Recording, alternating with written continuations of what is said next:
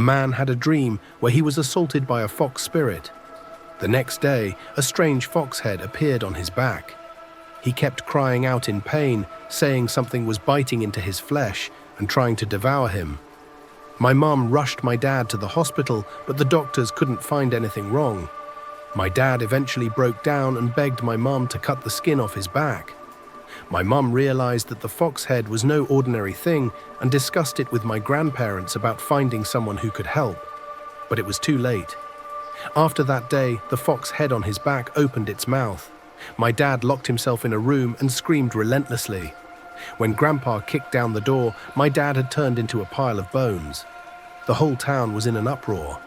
The Johnson family's sins had finally caught up to them. Grandma cried out to Grandpa, hitting him as she sobbed, "Why did you commit such sins? You've killed our son." I asked my mum why people said Grandpa had sinned, what exactly he did, but she just cried.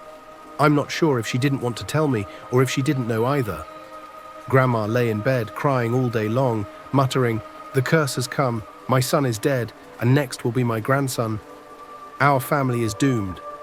Grandpa suddenly threw his half-smoked cigarette on the ground and, gritting his teeth, said, "I won't let this family end." He stormed out of the house and he never returned. Everyone said Grandpa had died somewhere far away.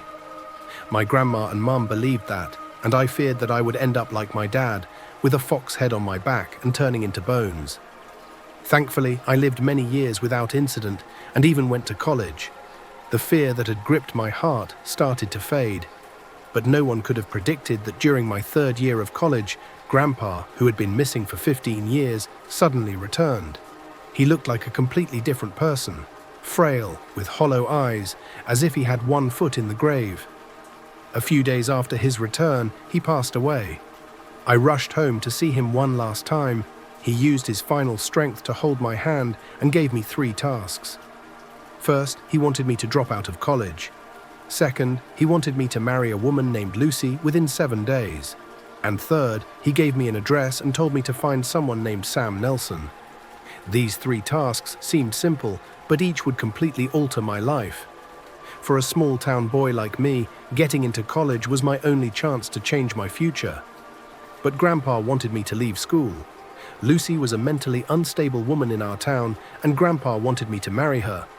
As for Sam Nelson, I had no idea who that was. Grandpa's funeral was arranged quickly, but I was torn inside. I didn't understand any of the tasks Grandpa had left me. My usually kind grandmother slapped me hard and sternly warned, "If you don't want to die and end the Johnson family, you'll do as your grandpa said." I reluctantly agreed to leave school and find Sam Nelson, but I refused to marry a woman I didn't love. Grandma suddenly fell silent. After a long pause, she sighed. "Your grandpa committed sins long ago. That's why your father had the fox head on his back and why he died. Now it's your turn. This is a curse and there's no escape." My heart sank. The thought of meeting the same fate as my father, dying in agony, reduced to a pile of bones, terrified me. Grandma continued, "These past years, your grandpa has been out there using his life to find a way to break the curse. You have no other choice." With that, she walked out of the room, her hunched figure making me feel both sad and determined. I decided to honor Grandpa's last wish and find Sam Nelson. To my surprise, Sam Nelson's address led me to a tattoo parlor. A faded, eerie sign hung outside. Nervously, I called out, "Is anyone here?" Suddenly, a tall, imposing man with a scarred face appeared, holding an unfinished knife in his hand. I stumbled back in fear. "I'm looking for Sam Nelson."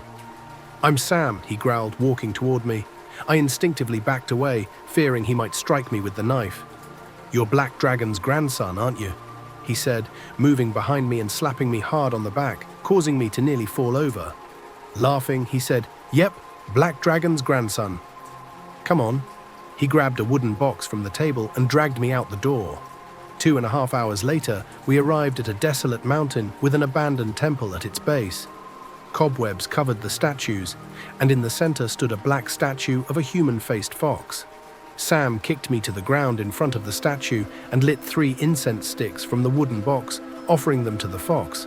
He then knelt and bowed several times before turning to me with a dark expression. You haven't completed what Black Dragon told you to do. He wanted you to marry Lucy, and you didn't do it. You're trying to get me killed too, huh? Sam kicked me again, pointing at the shattered statue. The spirits don't even want to give you a chance to redeem yourself. Black Dragon committed atrocities. 163 lives were lost because of him. I can't help you. You're doomed. Enraged, I shouted back, "Then let me die. I don't need your help." Sam stopped in his tracks and turned, staring at me coldly. "Take a look at your back, kid." I hesitated, then slowly lifted my shirt and used a nearby mirror to check my back.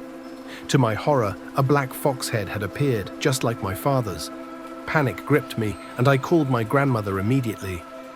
"Prepare my wedding with Lucy. I'm coming home today."